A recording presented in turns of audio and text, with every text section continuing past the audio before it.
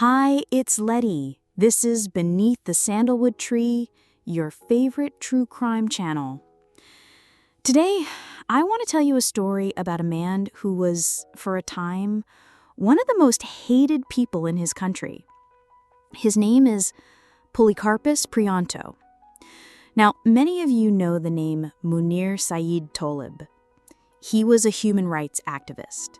But today, we're not talking about him. We're talking about the pilot who was accused of killing him. And what if I told you that his side of the story is just as strange, dark, and mysterious as the murder itself?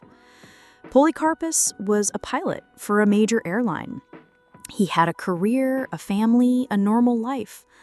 Until one day, he was on a flight from Jakarta to Amsterdam. On that flight was Munir. A few hours into the trip, Munir died.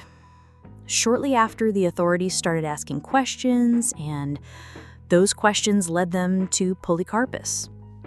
He was accused of poisoning Munir's drink with arsenic, but he maintained his innocence. He said he was just doing his job. A few months later, Polikarpus was arrested. The court sentenced him to 20 years in prison. But here's the thing. Polikarpus never admitted to the crime. He insisted he was a scapegoat in a much bigger conspiracy.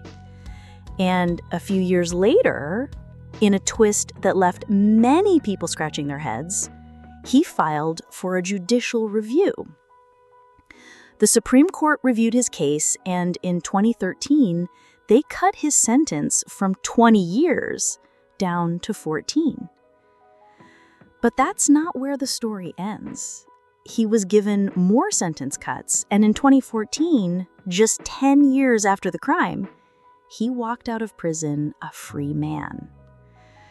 Now, some people will tell you that he got away with murder, but others will tell you that he was a pawn in a much bigger game, a victim of powerful forces he couldn't control. So that brings us to the question you have to ask yourself.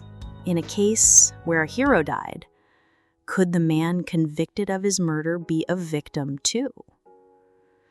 Let me know what you think in the comments.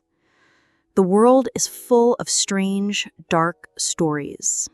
And I'll be back with another one for you soon. Until then, stay safe out there.